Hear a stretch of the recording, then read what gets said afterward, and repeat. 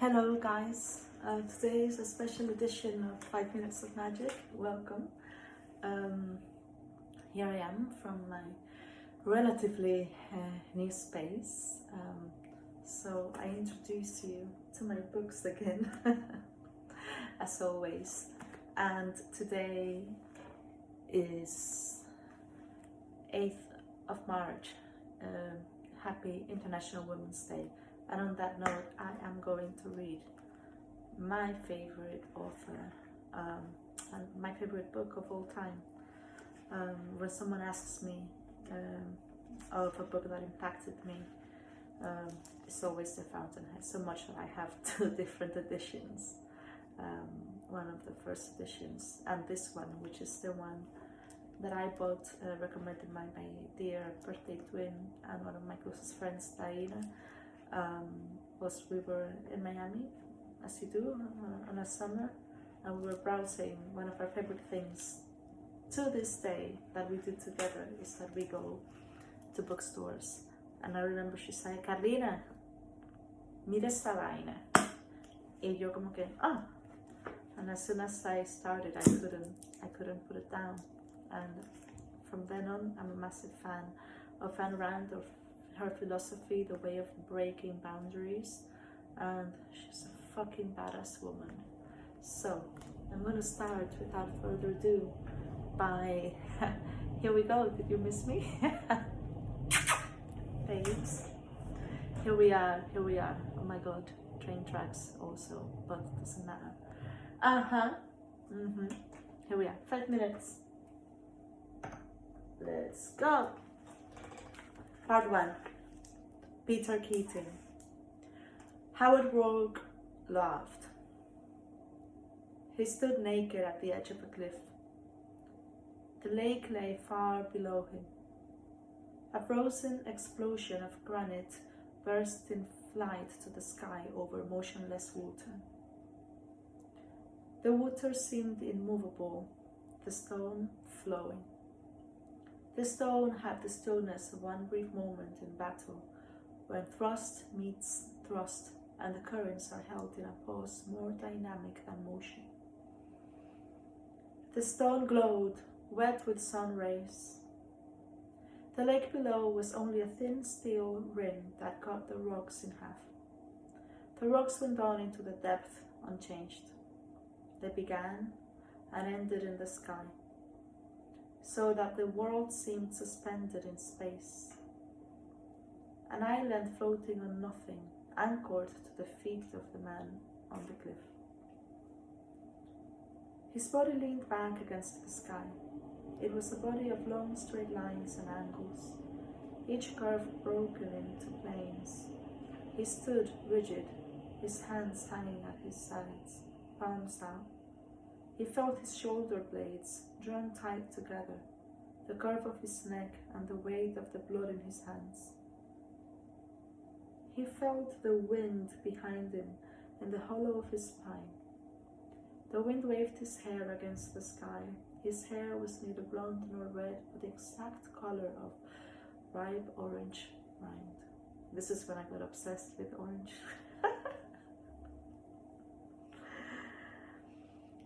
He laughed at the thing which had happened to him that morning and the things which now lay ahead.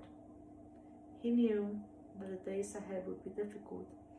There were questions to be faced and a plan of action to be prepared. He knew that he should think about it. He knew also that he would not think, because everything was clear to him already, because the plan had been set long ago, and because he wanted to love. He tried to consider it, but he forgot. He was looking at the granite.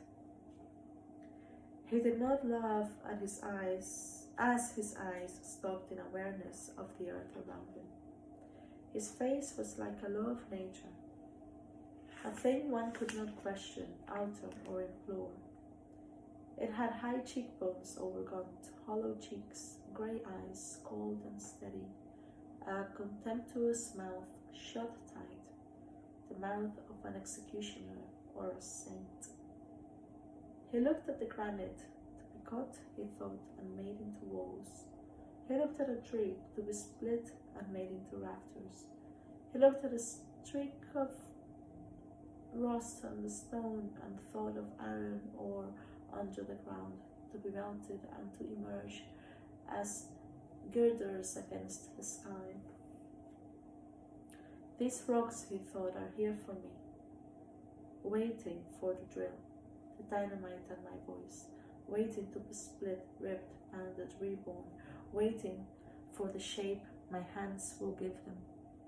Then he shook his head because he remembered that morning that there were many things to be done. He stepped to the edge, raised his arms, and dived down into the sky below. He cut straight across the lake to the shorehead. He reached the rocks where he had left his clothes. He looked regretfully about him. For 3 years, ever since he had lived in Stanton, he had come here for his only relaxation, to swim, to rest, to think, to be alone and alive, whenever he could find 1 hour to spare, which had not been often. In his new freedom, the first thing he had wanted to do was to come here, because he knew that he was coming for the last time. And that morning, he had been expelled from the architectural school of the Stanton Institute of Technology. He pulled his clothes on. Old denim trousers, sandals, a shirt with short sleeves, and most of its buttons missing. He swung down a narrow trail among the boulders to a path running through a green slope to the road below. He walked swiftly with a loose, lazy expertness of motion. He walked down the long road in the sun. Far ahead, Stanton lay sprawled on the coast of Massachusetts, a little town as a setting for the gem of its existence, the great institute rising on a hill beyond. That's it for now, guys. I'm just reading you the beginning because I always think the beginnings are normally where the magic starts, because it's the hook, right? It's initially how do we get invested into a story. The beginning has to be amazing, and in this case I think the descriptions of place and the description of character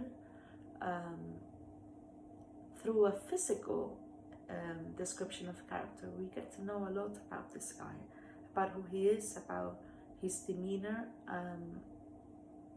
and already, at least for me, we get a glimpse about what he stands for in life, and makes us also think, who are we? How do we stand for in life? So I recommend you to read it.